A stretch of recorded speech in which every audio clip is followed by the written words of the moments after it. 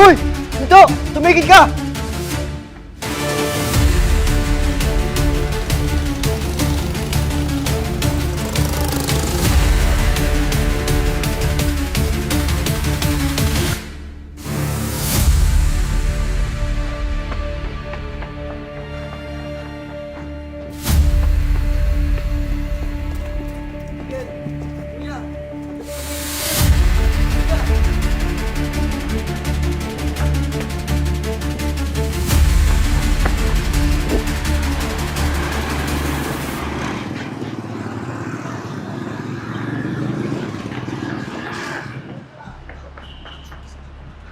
Sir!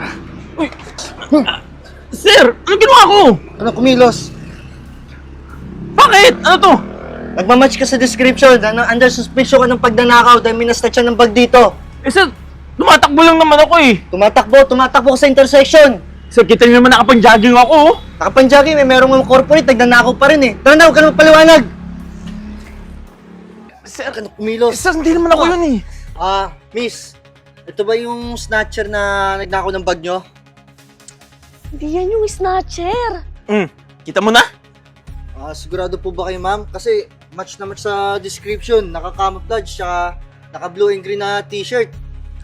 Hindi nga yan yung snatcher. Mas maliit yun. Oh. Pakulong mo kasi ako dito, papakita ko sa'yo, may running up ako sa watch ko.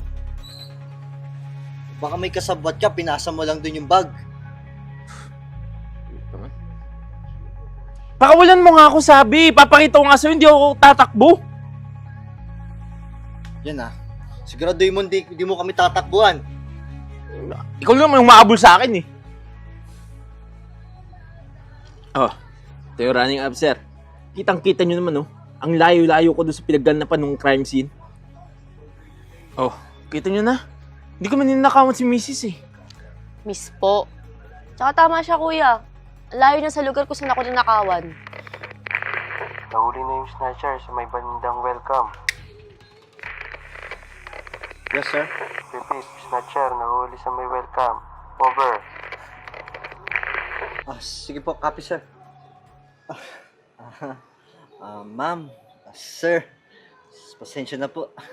Na-misunderstanding lang po. Misunderstanding na. Nuli-huli mo ako, patapos mali naman yung basihan mo. Kaya nga, hindi tama to eh. Hindi ka dapat basta-basta manghuhuli nang wala ka namang sapat na ebidensya. Pasensya na po talaga. Ginagawa ko lang po kasi yung trabaho ko po. Tingnan mo yung oras, oh. Oh, hinuli-huli mo ko, inargabyado mo ko, tas ganon. Dapat lang turuan ka ng leksyon eh. Kaya nga, pupunta ako sa barangay natin, magsusumbong ako. Hindi naman po, ma'am. Pasensya na po talaga. Hindi. Bahala ka dyan. Ma'am,